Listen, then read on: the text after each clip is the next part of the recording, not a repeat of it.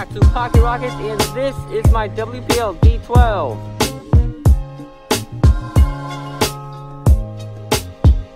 Alright, back indoors, and I hope you enjoyed that little clip. It was pretty fun to make, and today's background is going to be a little cluttered because I've been working on my WPL D12 crawler right there for the past few days, so that's why you haven't seen any uploads from me. But yeah, I'm still working on it. The car currently has a blown motor, a burnt out motor, and it needs like a new servo, so it's, yeah, messy stuff. But anyways, check this out.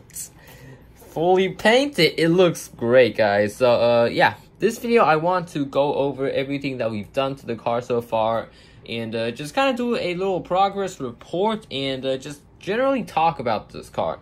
So first of all, I'm gonna jump straight into the video, and I'm gonna address a question. So I don't know if you guys have noticed this, but this car is the same car from the body kit video, the last D12 video that I made, and well, the highlight of that video was basically going to be me running the body kit on this car, and as you can see, there is no body kit. Where's the body kit? Well, the body kit is right here, and I've ultimately decided to not run the body kit, and the reason is when I started to paint this car, I kind of just realized that if I put on the body kit, because this body kit is more of like a modern theme body kit, it's not really going to suit well with the retro styled SSR wheels, so I just ultimately decided to not run the body kit.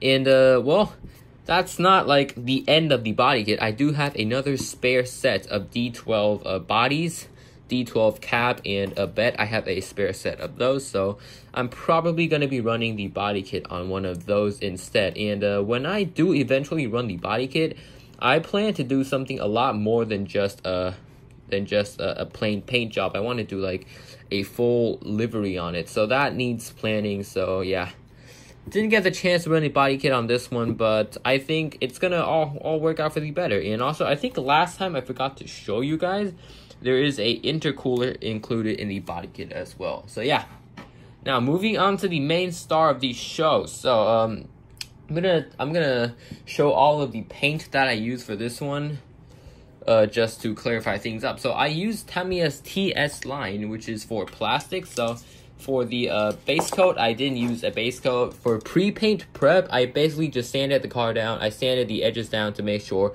that there are no edges from the plastic mold, and that was pretty much it. Let me adjust the camera angle right there, and that was pretty much it. So no real pre-paint prep, and so yeah, the base color that I used was metallic blue, which is right here, TS19, and these Tamiya cans are pretty small, and they're actually pretty expensive. They're around $5 for each can, and I was actually kind of dumb when I was spray painting the blue color, because I thought one can was going to be enough to spray paint the whole car, but well, it turned out one can was not enough. I finished the bed and was halfway through the front cab until I completely ran out, so I had to wait another 3 days to get my paint again, so that's why there was a delay on this video. But yeah, this is Tamiya TS19 metallic blue, so it's a lovely color, and it really looks a whole lot better when I kind of clear coated it. It just makes the color pop so much more. And speaking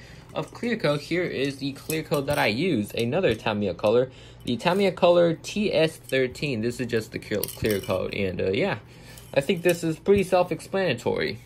And for the window trims, because if you didn't notice, there is a black trim around the front windshield, and the sides right here, this black trim is actually spray painted on. If you look on the stock D12, it is not there. So for the trim, I used a black Tamiya color TS14 right here, and yeah, the trim was probably the most difficult part of the whole paint job, just because I had to mask it and then unmask it to see if I did a good job, and then if I oversprayed it, I have to mask it again and spray it blue, and then if I oversprayed that blue, I have to mask it again and spray it black. It's just a overall pretty stressful process, but it did turn out super great. The car just looks so much better with the trim. So yeah, now moving on to the wheel colors. So let me remove these three and put them here. So as you can see, the wheel color is actually really nice. It's a metallic gray. So these wheels are 3D printed, and I bought them online. And they costed around $25 US. It's wait, not 25. They cost around $15 US.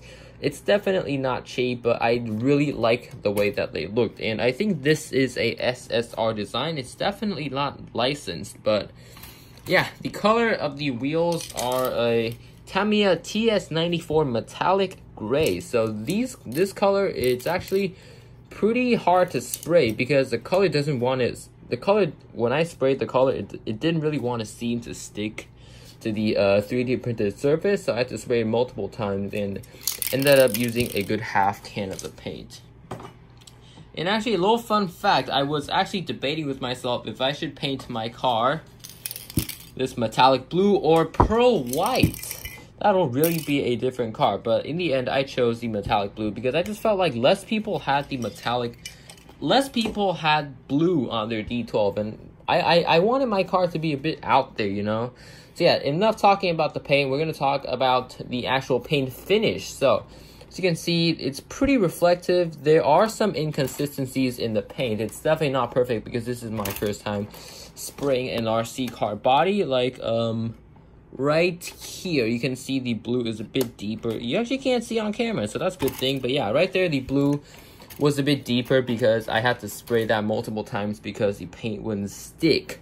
But yeah, after the clear coat, I think the overall reflection, it actually reflects stuff pretty nicely. So I think I'm pretty happy with the overall paint finish. Definitely could use like a wet sponge sanding and paint correction or polish, but I'm still looking into that. And if it's easy, I'll definitely do it because it'll really bring the paint up to another level. So yeah, now moving on to actual cosmetic mods, like actual mods, not the paint. As you can see, the battery box, it's the stock silver color because this car was originally silver. I don't know if I'm gonna get a new battery box, like just get a new molded, more realistic battery box, or just keep this old one and just paint it.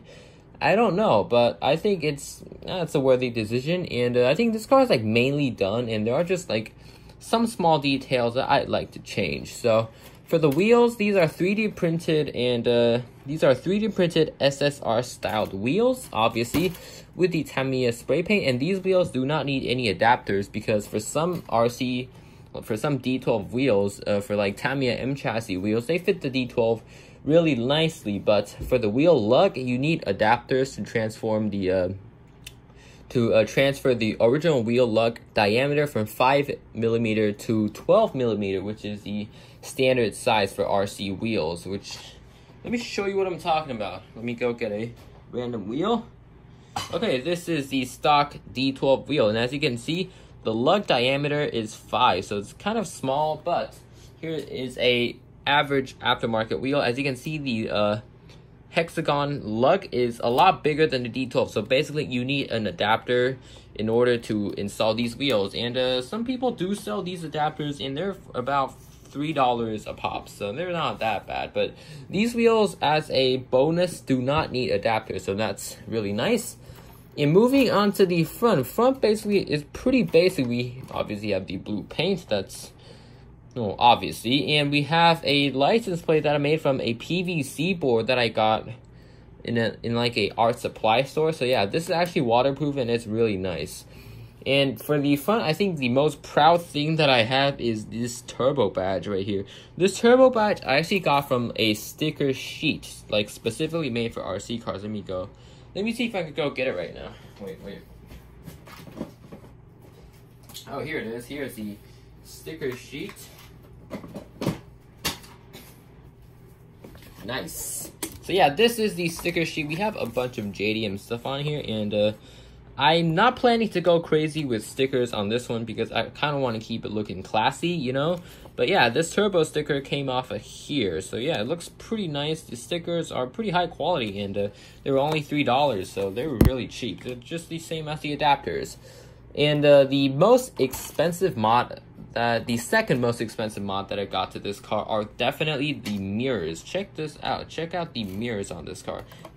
They look absolutely amazing. Let me just kind of, okay, there you go. You have a clear view of the mirror. Let me show you a stock mirror of the D12.